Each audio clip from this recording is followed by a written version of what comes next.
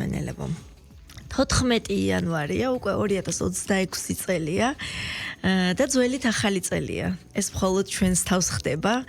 გვაქვს ერთი ახალი წელიც, მეორე ახალი წელიც და საერთოდ მთელი თვე გვაქვს ახალი წლის ზეიმი, ასე რომ მინდა კიდევ ერთხელ მოგილოცოთ. თქვენ ახალი 2026 წლის შემობრძანება თვითონ თქვენგანს ვუსურვო სიხარული, ბედნიერება, ჯანმრთელობა, თქვენი საყვარელი ადამიანების დიდხანს ჩახუტება, წარმატება და რაც შეიძლება ბევრი სიკეთის გაზიარება ერთმანეთისთვის. ჩვენ დავბრუნდით კიდევ ერთი ახალი და დიდი იმედი მაქვს, რომ საინტერესო სეზონით, რადგან უკვე პირველი სტუმრებიც ისეთი საინტერესო, ისეთი საყვარლები და ისეთი ერთმანეთისთვის ისეთი გულწრფელი სიყვარულის მატარებელი და გამზიარებელი დები გვყავს, რომ დარწმუნებული ვარ, რომ მათი ფეხი აუცილებლად იქნება განსაკუთრებულად კარგი თავიანთთვისაც და ჩვენი ეთერისთვისაც. დები დევდარიანები არიან არტისტული 4-შაბათის პირველი სტუმრები, ამ სეზონის პირველი სტუმრები და ძალიან მიხარია გოგოებო, რომ ჩემთან ერთად ხართ და ჩვენთან ერთად ხართ. როგორ გიხარია, ახლა ნეტა იცოდა. კეთილი იყოს ჩვენი ფეხი. პირველ რიგში გილოცავთ ჩვენს მსმენელს. კალანდას. ნამდვილი ახალი წელი, ხო, აი. ულოცავთ და ყველაფერს საუკეთესოს ვუსურვებთ. არასფავია ჯანმრთელობას, მშვიდობას, სიკეთეს, სიყვარულს, ხვავს, ბარაკას და ამ ულამაზეს სივრცეში ამ წელიწადს პირველად ვართ და დარწმუნებული ვარ, რომ ძალიან კარგი და წარმატებული იქნება ჩვენი სტუმრობა შენთან. იმდენად აღფრთოვანებული ვიყავი ამ ახალი სტუდიით, რომ ყველა სტუმართან აი მომაბეზრებლად ბევრს ვსაუბრობდი ამ სტუდიის სიმყუდროვეზე და სილამაზეზე და მიხარია რა თქვენს აღნიშნეთ და მოკლედ მართლა სიტყვებს ძალიან დიდი ძალა აქვს. ნამდვილად და ამიტომ ეს ყველა სურვილები კარგია როცა ვაჟღერებთ რაღაცა ადრესატამდე რომ მივიდეს. ამიტომ ნამდვილად მთელი გულით მინდა რომ ის სურვილები რაც ახლა მთელი საქართველოსთვის გავეცით რომ თვითონმა ადამიანმა მიიღოს და თავის თავზე გამოსცადოს და ჩვენ ყველამ ჩვენს თავზე კეთილი სურვილები. სამყარო და ახლა სიტყვას როგორი ძალა აქვს ხო? რა თქმა უნდა, რა თქმა უნდა. ყველა კარგად უნდა ვიყოთ. აუცილებლად და ასე იქნება ეს და მადლობა რომ აი ესეთ დღეს მაინც აქტიური დღე, მაინც კი არა, აქტიური დღეა ჩვენთვის ძველით ახალი წელი.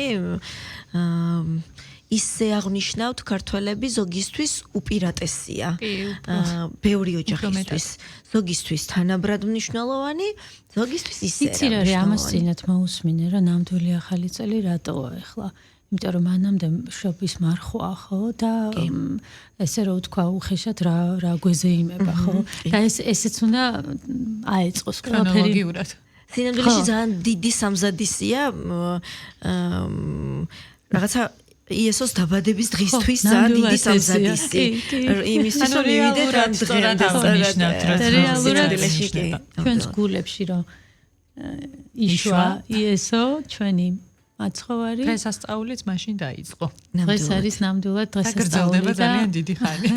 დაგვიფაროს იმის ხო, აი გურიაში კალანდას ნამდვილად ესე განსაკუთრებულად აღნიშნავენ ეს კიდე იმიტომ შემოვატრიალე ეს თემა რომ ესე იგი მე არ ვიცი თქო თქვენთვის რამდენად ასეთი დიდი მნიშვნელობისაა ეს დღე, მაგრამ მაინც დატვირთული დღეა და მადლობა რომ მოახერხეთ ჩვენთან პირდაპირ ეთერში ამ დღეს მოსვლა რა და შენ უარს ვერ გეტყოდით ჩემს საყვარელს. გარდა მაგისა, მადლობა. ესე მასშტაბურად მოგვეცა შანსი რომ მიგველოცა ყველასთვის ჩვენი ქვეყნის მოსახლეობისთვის ეს ჩვენიერი დღე. კი, კიდე თანაც პროექტი რომლის ფარგლებშიც ახლა თქვენ როგორც დები ხართ ჩვენ ვართ მხარდამჭერები ტელეიმედის არაჩვეულებრივი პროექტი ნამდვილად მიმღერე რომელიც ყველასთვის საყვარელი პროექტია. ყველასთვის ძალიან რაღაცნაირი დადებითი ყველასთვის სასიამოვნოა ამ პროექტის ირგვლივ არასდროს არ არის განხილვა, ცუდია თუ კარგია ყოველთვის. ამ დროს თუ აუგის თქმა მოგინდება, ესე იგი კაცად არ ვარ. მაგრამ ცუდი თუ მოგივა თავში. ხო, იმიტომ რომ ისეთი ოჯახური და ისეთი ლაღი, პოზიტიური არის. სილაღეს რო თავი დავანებოთ, ანუ კარგის მეტი არაფერი არ ხდება. იქ სალომე, ესე იგი ყველას ერთმანეთი მართლა ძალიან გვყვარს, იმიტომ რომ ისე უციმციმებთ თვალები და ისე ნამდვილად და ნატურალურად გისურვებენ ყველაფერ კარგს და ასეც უნდა იყოს, იმიტომ რომ მე მახსოვს, რომ ქართველები ჩემს ბავშვობაში სტუმრიანობაც, სადღაც გავდიოდით, ღონისძიება იყო თუ დღესასწაული იყო, მე ეს ხალხი ესეთები მახსოვს და ძალიან მინდა რომ აი ეს თვალები როგორებიც იქ მე მხდებიან ბევრი შემხდეს ქუჩაში რომ გავა. ეს დამოკიდებულება სინამდვილეში სწორი ჩვენთვის. ეს არის ავთენტური. ავთენტური. ეს არის ნამდვილი, ხო? ქართველები ესეთები უნდა ვიყოთ. ეს არის პროექტი მიმღერე, რომელში მონაწილეობაც მიიღო ვინ? გადაწყვეტილება, შემოთავაზება ვინ მიიღო და ვინმე სხვა. ვისაც ყველაზე მეტად სურდა, იმას დაურეკე და დათოს იცი როგორ უნდა და იმ თავიდანვე, პირველი სეზონიდან. ყველაზე ნაკლებად მე წარმომედგინა ჩემი თავი პროექტში. ზოგადად პროექტზე მაქვს ლაპარაკი, ხო ხდები და ილაპარაკოს ახლა ეს არის თავი და თავი. მაინტერესებს ესე იგი, პირდაპირ დაინახე შენი თქვენი თავი ოჯახის 5 სეზონის ხედავდი მანამდე.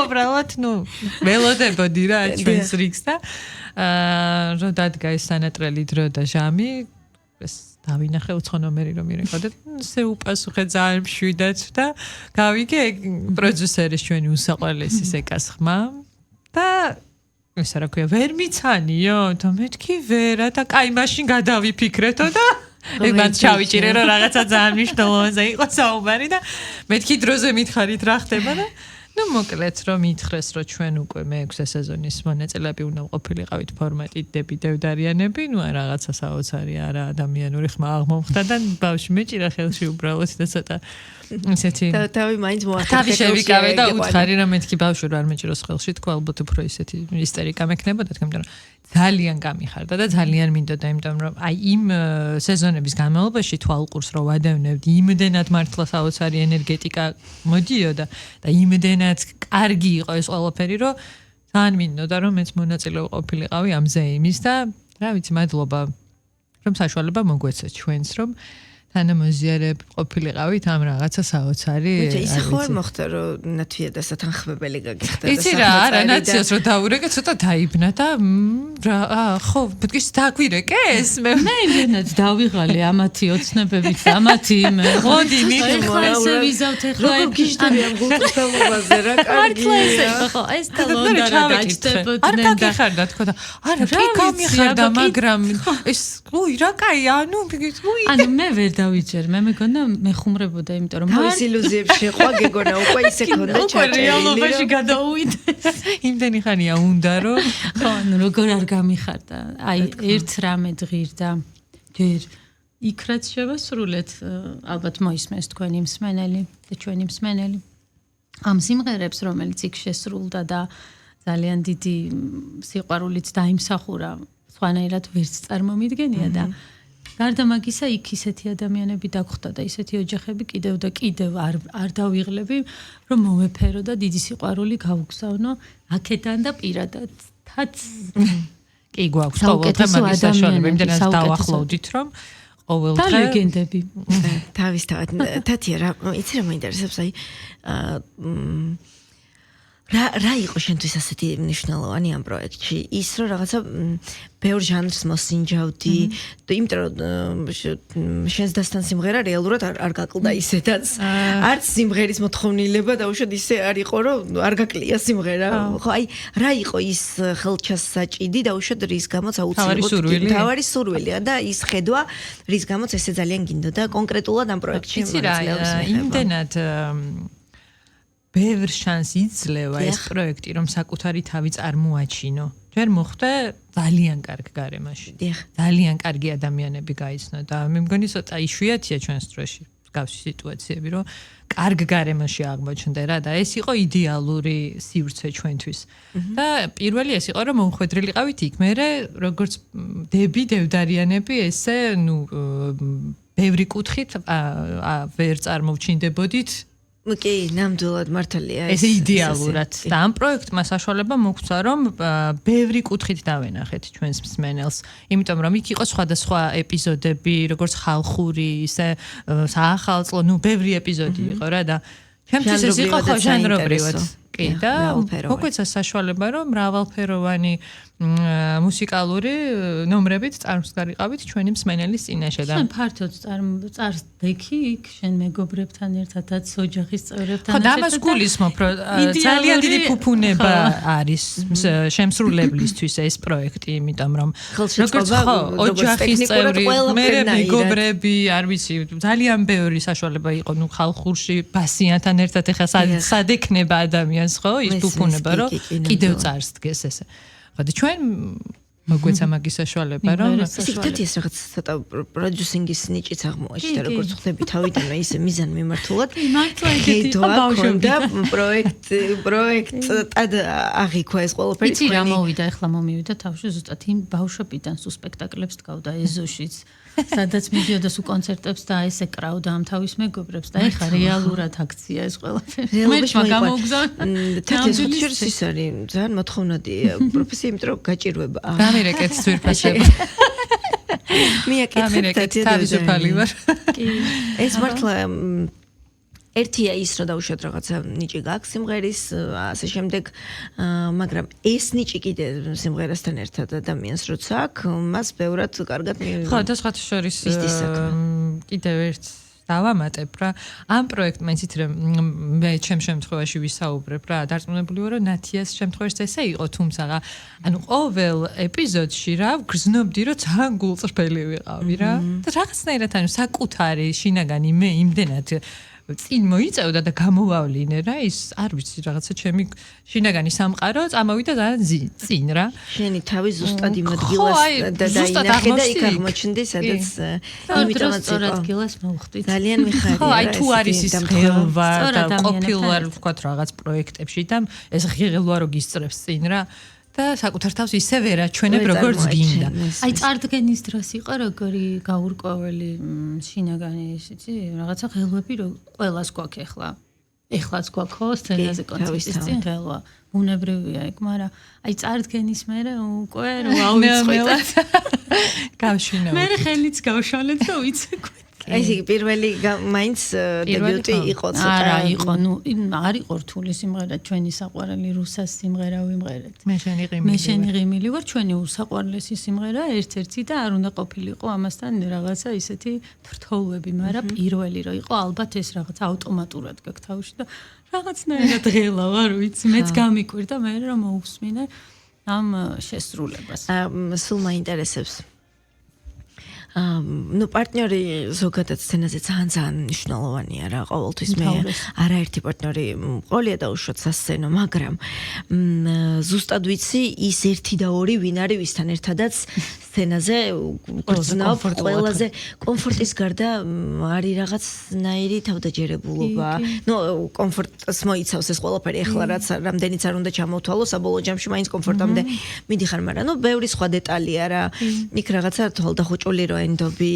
ხო რა ის მუსიკალური კავშირი იქნება თუ რაც იქნება და აი კიდე ცალკე ალბათ რაღაცა სხვა შეგრძნებასთან გვაქვს საქმე როდესაც ეს ასცენო პარტნიორი შენი ოჯახის წევრია ყველაზე ახლო ადამიანია ერთ-ერთი ყველაზე ახლო ადამიანია ну ნათიას შემთხვევაში საერთოდ აი რა ენაღოლება შემიძლია ვთქვა იმიტომ რომ იქ მეუღლეს ასცენო პარტნიორი იქ აღმოჩნდა რომ და ოჯახი და ასე შემდეგ აი ეს ამ ემოციებზე მინდა რომ მითხრათ უფრო თქვენი შეგრძნება შეიძლება ამ ყველაფერს ახლა რაც მე ჩამოვთვალე ფარავდეს ის დიდი პასუხისმგებლობა რომელიც ახლავს ამას და პირიქით გადა მეტი პასუხისმგებლობა იყოს და სანერვიულო მეტი იყოს. თათიას შემთხვევაში მაქვს მე მაგალითად სულ დიდი და ვარ, სულ ზრუნავ ყველგან სცენაზეც ბოლოს უკვე აღმოვაჩინე რომ სცენაზეც სულ ზრუნავ და უფრთხილდები და ნერვიულობ კიდეც ხო ანუ განვიცდი ანუ ჩემი თავი მოვიწყდება და სულ მინდა რომ აი ამ მოფერებით და ჩახუტებით ალბათ იქ ხედავენ სულ მინდა რომ რაღაცნაირად ვიზრუნო და უკვე დიდია შვილი ყავს მაინც ვერ გამოვდივარ ამ რაღაცა შინაგანი დამოკიდებული მთლად იმ ასე ვთქვათ იმ ბედნიერებას ვერ გრძნობ ვერ შეიგრძნობ ამ შენი პასუხისმგებლობების ფონზე დათასთან შემთხვევაში რაღაც ცოტა გაპრანჭვის ფლირტის ეს არ მინელდება ხო და უფრო და თათიასთან ვარ დედა მაგრამ აი თათის შემთხვევაში რა ხდება ეს ძალიან კომფორტი არის ბავშვი.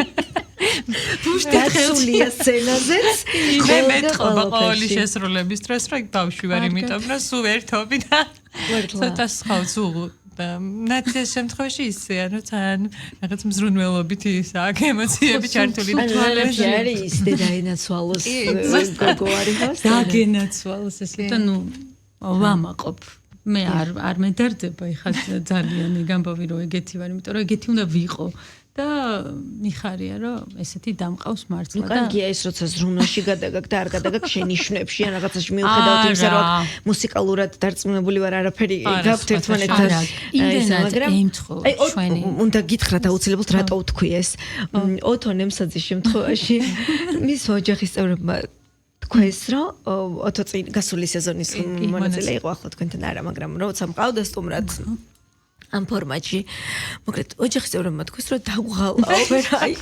ვერანაირი სიამოვნება ვეღარ მივხვდი ისე გვეჭხუბებოდაო ისე გლანძღავდაო და ყველაფერი შეგო ხო ისე იყო და ოთომ ამიხსნა სინამდვილეში ვიცი ეს რას ნიშნავს იმიტომ რომ ამ ყველა ადამიანზეო პასუხისმგებლობა მე მქონდაო აღებულიო რომ უნდა ვამღერო უნდა იმღერონ და შენიშვნებით თანაც მინდოდაო რომ აი ყველაფერი ისე გამოსულიყო რომ დაუშვათ როგორც მე მინდაო და როგორც წარმოვიდგენიო და ამიტომ ეს გებლობა ხო ისე სერიოზულად მივდეგი მიშლიდაო ხელსა და ოჯახის წევრებმა უბრალოდ დაიღლებოდა ოთო ჩვენ ძალიან გავლახდით ძალიან ბედნიერები ვიყავით უბრალოდ ვიყავით რეპერტუარის შემთხვევაშიც არ გქონია ეს რაღაც რეპერტუარის შემთხვევაში ძალიან მაინტერესებს ის კაი გასული ეპიზოდები რაც უკვე დაუშვათ მაყურებელმა ნახა და რაც ელოდება წინ რეპერტუართან დაკავშირებით როგორ იღებდით გადაწყვეტილებით თქვენ თუ პროდიუსერები თუ შეერთად შეთანხმებით რა მოხდა იცი მე დადათო დავსხედით თათია ცალკე სახლში დამირეკა რომ ჩამოწერეო და ბოლოს რომ შევაჯამეთ ერთნაირი სიმღერები ქონდა ანუ ხო და ძალიან მეცინება და მაგ ფაქტზე რა. არა ის რომ წერდა რაღაცასთან ნათიეგ უკვე მიწერია, მე რომ მიწერდი, ეგ ჩვენც მიწერია და ანუ საბოლოო ჯამში რო შევადარეთ ეპიზოდების მიხედვით ზუსტად ერთი და იგივე რეპერტუარი მქონდა და მართლა კი. ერთნაირი რა ქვია სით წარვდები. ხო აი ვიღას შეეძლო რომ მან დრამე კორექტირება შეეტანა, როდესაც აი კორექტირები არ ყოფილა. გასაგებია. არა ეგ არც მოხდებოდა. სიმღერებზე დაუშვით რომ მოულზეც უკვე შეგვიძლია ვისაუბროთ რაც ნახა მაყურებელმა. რომელი იყო ის აი ამ პროექტის მთავარი სიმღერა იმღერეთ? კი, რაჭული. რაჭული იყო მთავარი სიმღერა ის ყველაზე დიდი სიყვარული და გამოხმაურება პოვა. იმიტომ რომ მე მგონი თქვენც ეს მიდგომა გაქვთ ზოგადად. იცი რა არის, ყველას თავისი ამბავი და ხასიათი აქვს. ამ შემთხვევაში ეხლა რაც იყო, ეს იყო ჰიტი.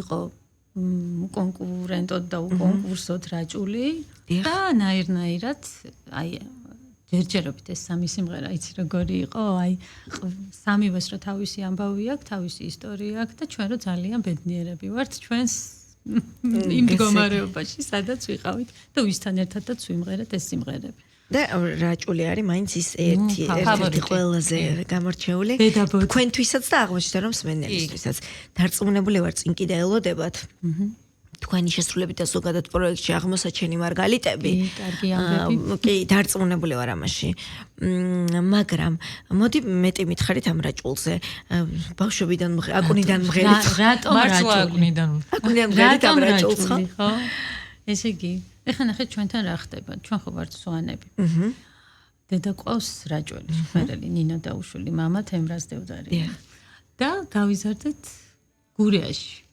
ანუ ეს მეცადიცოდი მე მგონი აი სამი კუთხე ერთმანეთში გვაქვს როგორი ჩვენთვის არის ყველაზე მშობლიური როგორი გაერთიანებულიც და როგორი ჰიბრიდები ხართ გოგოებო გამოდის აი ესეთი მზესავით ყავს ამოყვანილი და ვეტრფით და აი იქაური კულტურა ჩვენში არის როგორი განზავებული და გასული აი ძალიან ბედნიერად გრძნობ თავს მაგრამ რაჭაში ძალიან პატარები ვიყავით და დღემდე დავდივართ და ბებია ჩემი ბაბუა ჩემი იქეცახიან სანახშოს სადაც იკრიფებიან და ასრულებენ ამ ავთენტურ ძველ სიმღერებს ჩვენი დიდი ბაბუა ნიკოლოზ დაუშვილი იყო ონის გუნდის ხელმძღვანელი ლოტბარი აქეთ ბაბუაც მამა ჩემი პირველი თაობის ერისიანში მღეროდა და მუსიკოსების ოჯახია ჩვენთვის სიმღერა, არ ყოფილა რაღაცა უცხო. ორგანული ჩვენ ისე შემოვიდა თქვენ ცხოვრებაში, არც გახსოვთ ალბათ როდის როგორ აი ესე რომ მესმის.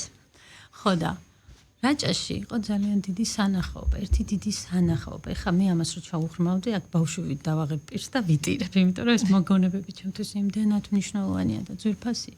და ბებიასთან ურთიერთობა და ბაბუასთან ეს ადამიანები იქ ვინც იყვნენ და რა ფასეულობებზე და ღირებულებებზეც ჩვენ გაგვზარდეს, აი ამ ღირებულებებით მოვდივართ სალომე ჩვენ და ღმერთმა არც დაგვაუწყოს მათი თავი და აი ეს აღზრდის თლიანი ხერხემალივით არის ასე ვთქვათ რა ეს წესები, ტრადიციები, მთელი ეს კიურია მოგონებების და ჩვენ ესე ძალიან რუდუნებით უფრთხილდებით და ვეფერებით ამ მოგონებებს და ზუსტად ეს საშუალება მოგცა მიმღერემ რომ ფართოდ გამოგვეტანა ეს ჩვენი ძალიან დიდი კიურ საუხადეთ ამ შემთხვევაში მუსიკალურად რა თქმა უნდა და კიდე იქნება ჩვენ მაშინ რომ პატარები ვიყავით და ვისმენდით ეს ილექებოდა ჩვენს მეხსიერებაში ხო და ყველა ტრიალებდა ჩვენს აი სიმღერაში მეც და თათიაც ვცდილობთ რომ დახლილები გქონდეს თვალები იმიტომ რომ იმდენად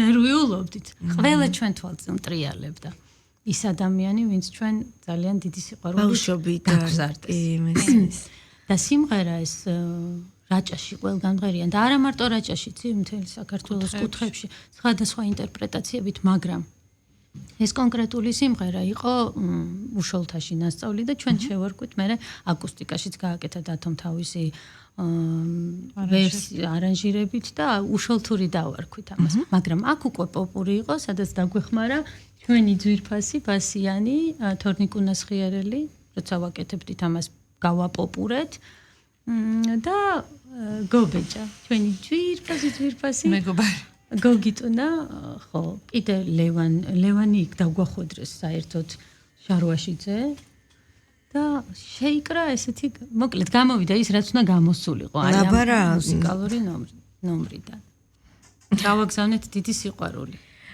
იცი რა მაშინ ამ სიმღერაზე როგორც მივხვდი თქვენ დაუსრულებლად შეგიძლიათ ზოგადად ისაუბროთ. ხო არ უნდა თათიასაც რამე ხო არ აქვს თქვენ, იმიტომ რომ მინდა რომ რაზეც საუბრობთ ესე რუდუნებით, ესე მოფერებით და გულში შესაკრავად და რაც უკვე ნახეს და მოისმინეს და შეიყვარეს.